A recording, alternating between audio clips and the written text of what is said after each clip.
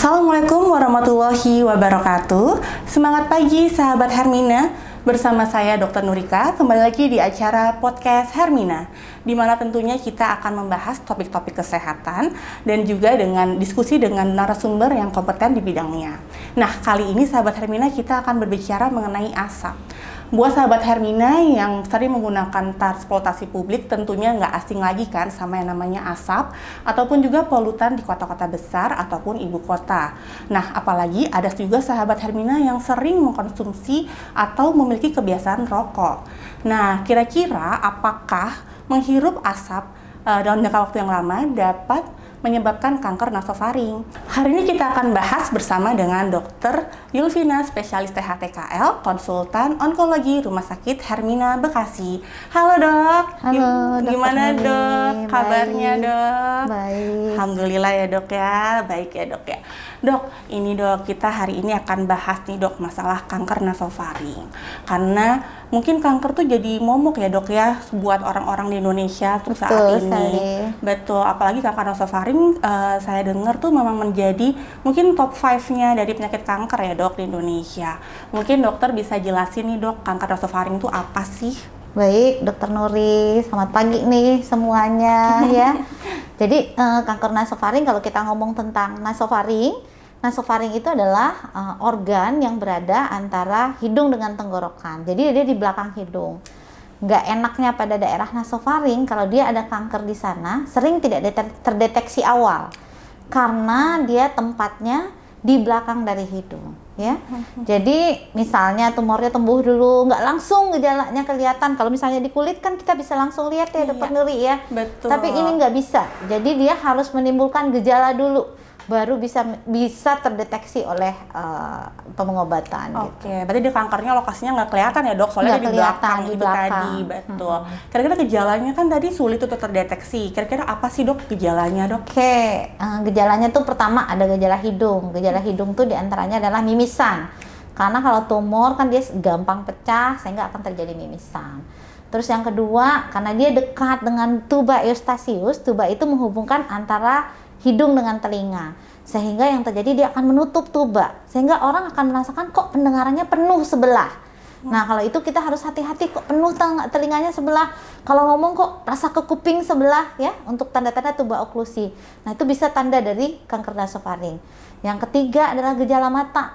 Jadi karena dia dekat dengan daerah otak, ke atas ke daerah otak, jadi bisa menimbulkan gejala mata. Gejala matanya adalah pandangannya double. Nah, hati-hati nih bagi masyarakat yang ada pandangan double-nya, kita harus cek untuk endoskopinya. Justru saya pernah dapat pasien itu konsulan dari dokter mata dengan keluhan ternyata diplopia. Pasiennya masih muda ya. Terus yang keempat, justru yang nggak enak, yang paling sering ditemukan adalah gejalanya pada stadium lanjut, di mana sudah ada benjolan di leher. Nah, benjolan pasien tuh sering datangnya dengan keluhan benjolan leher ini. Sementara kita tahu bahwa benjolan leher ini merupakan penyebaran dari tumor induknya. Tumor induknya di sini kemudian sudah menyebar. Jadi rata-rata pasien dengan kanker nasofaring sudah terdeteksi pada stadium yang lanjut. Karena tadi tempatnya susah untuk melihat, tidak seperti kanker kulit. Kalau kanker kulit begitu dia di kulit kan kita bisa lihat, oh ada sesuatu nih gitu. Betul. Tapi kalau kanker nasofaring dia harus ada gejala-gejala dulu yang harus dideteksi sehingga kita bisa menemukannya dalam stadium dini gitu. Oke, betul. Jadi tadi memang karena gejalanya itu cukup sebenarnya kayak cukup sering ya dok ya, mimisan mungkin dikiranya kayak nggak apa-apa gitu ya. Malah kalau sudah ada benjolan tuh malah udah stadium akhir ya dok. Betul, ya. stadium lanjut bukan stadium Oh ya akhir. betul, stadium lanjut ya dok ya. Nah kemudian dok kira-kira nih dok, mungkin sahabat Hermina jadi takut nih kira-kira ya. Nah faktor resiko apa aja sih dok yang bisa menyebabkan si kanker nasofaring itu dok? Sebenarnya kalau kanker kan penyebabnya multifaktorial ya, nggak cuma satu. Tetapi ini banyak dihubungkan satu dengan nitrosamin, yaitu yang terdapat dalam ikan asin.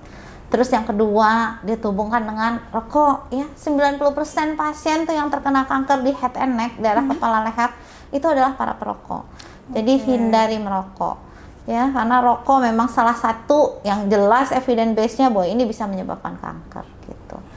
Yang lainnya sih nggak begitu banyak ya, misalnya faktor family itu juga berperan gitu, turunan ya. Bukan berarti bahwa ibunya kanker terus anaknya akan kena kanker. Enggak, tapi dia lebih high risk. Mungkin dia lebih berisiko dibandingkan dengan orang lain yang tidak ada keturunan dalam keluarganya. Oke, Gitu. betul. Berarti tadi benar ya dok ya, kira-kira isu yang beredar tuh kalau misalnya ngerokok tuh dok, itu mungkin bisa menjadi penyebab utama daripada si kanker nasofaring ya dok ya? Betul sekali. Dan nggak enaknya adalah perokok pasif sama resikonya dengan perokok aktif. Jadi bagi Anda yang perokok aktif, kalau mau merokok kan merusak diri sendiri ya.